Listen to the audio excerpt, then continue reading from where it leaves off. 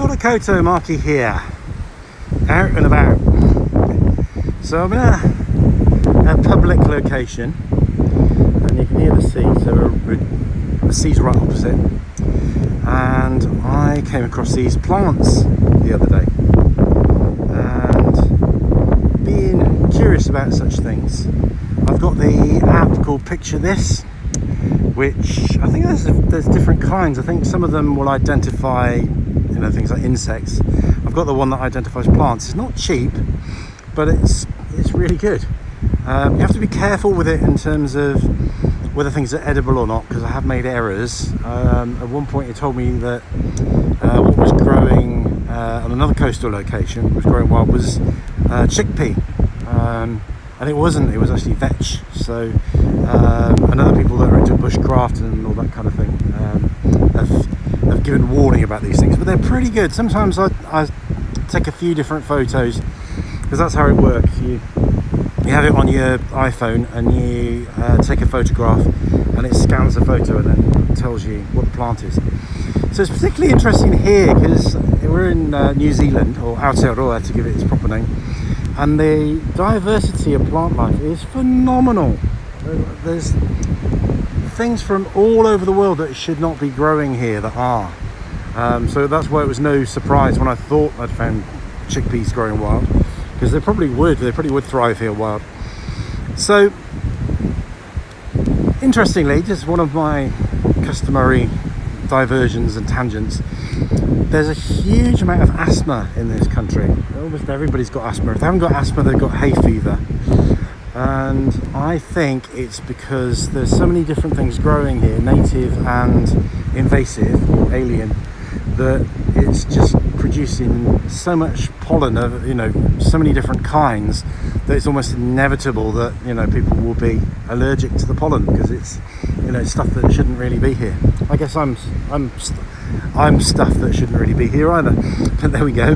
So I was walking past and I saw this. It's past its best now, so it looks like it's kind of flowered and now it's trying to produce seeds.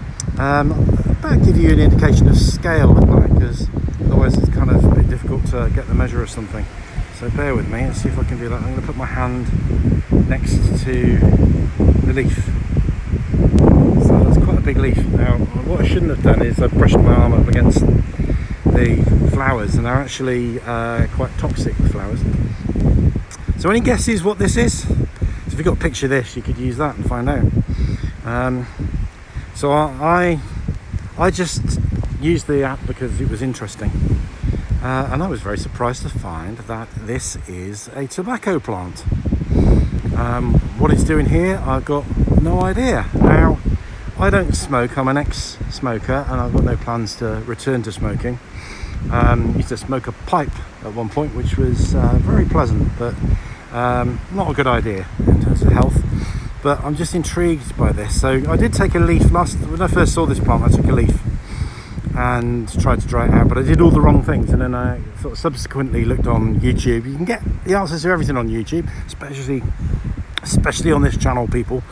And I found out how to properly prepare the leaves of a tobacco plant. So you have to cure them and then you have to dry them. Well, that's the best way to do it.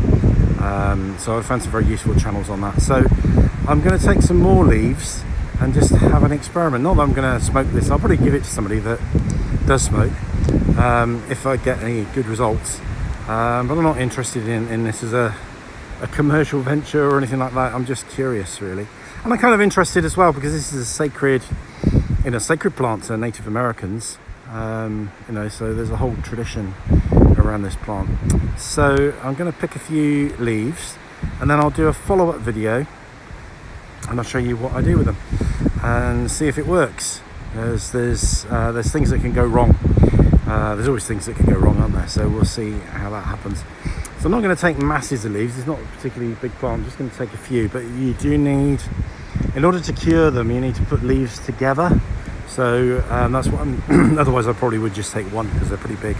So I suppose I'm going to take about I mean, look at the size of that. That is massive, that one there. Let me see if I can try and avoid the flowers again. That is one big leaf, isn't it? So I'm going to take a few, and we'll see what I'll take. Maybe one bigger one and a few smaller ones, and we'll see how we get on. So watch this space, see what happens with that. So watch this space for other stuff as well. I never know what I'm going to shoot because I very much do things in the moment. So it could be something serious, it could be something fun. You'll have to wait and see. But thank you for watching. Thanks for all the support that you give this channel.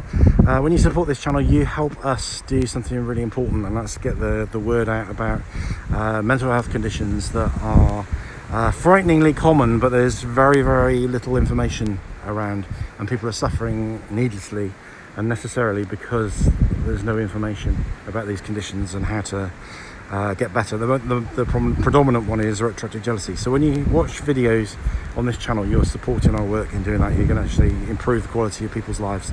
So we really appreciate that. So thank you for watching, lovely people, and we'll see you soon with more tobacco plant shenanigans. Rangimarie.